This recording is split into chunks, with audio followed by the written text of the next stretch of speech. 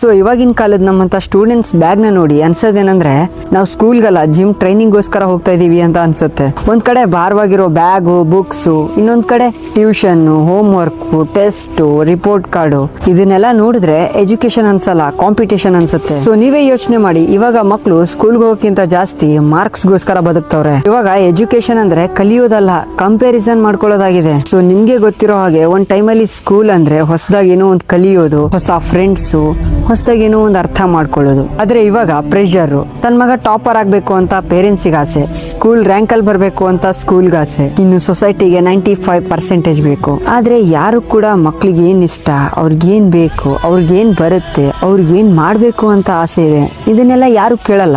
Education system ನ ಬದಲಾಯಿಸಕ್ಕಿಂತ ಮೊದಲು ನಮ್ ಯೋಚನೆನ ಬದಲಾಯಿಸ್ಕೊಳ್ಬೇಕು. ಏನಕ್ಕಂದ್ರೆ ಗ್ರೇಡ್ ಗಿಂತ ಗ್ರೋತ್ ಇಂಪಾರ್ಟೆಂಟ್, ಮಕ್ಕಳ ಬ್ಯಾಗ್ ಗಿಂತ ಅವ್ರ ಮೈಂಡ್ ಇಂಪಾರ್ಟೆಂಟ್. ಸೊ ಹಾಗೆ ಮಕ್ಕಳು ಕಲಿತಾ ಇದಾರೆ ಅನ್ನೋದು ಇಂಪಾರ್ಟೆಂಟ್ ಅಲ್ಲ, ಯಾವ ಮಕ್ಕಳು ಯಾವ ತರ ಕಲಿತಾರೆ ಅನ್ನೋದು ಇಂಪಾರ್ಟೆಂಟ್. ಬರೀ ಎಜುಕೇಶನ್ ಅಷ್ಟೇ ಅಲ್ಲ, ಇಡೀ ಸಿಸ್ಟಮೇ ಬದಲಾಗಬೇಕು. ನನ್ನ ಮಾತನ್ನ ನೀವು ಒಪ್ಕೊಳ್ಳೋದಾದ್ರೆ ನಿಮ್ಮ ಅಭಿಪ್ರಾಯನ ಕಮೆಂಟ್ ಅಲ್ಲಿ ತಿಳಿಸಿ.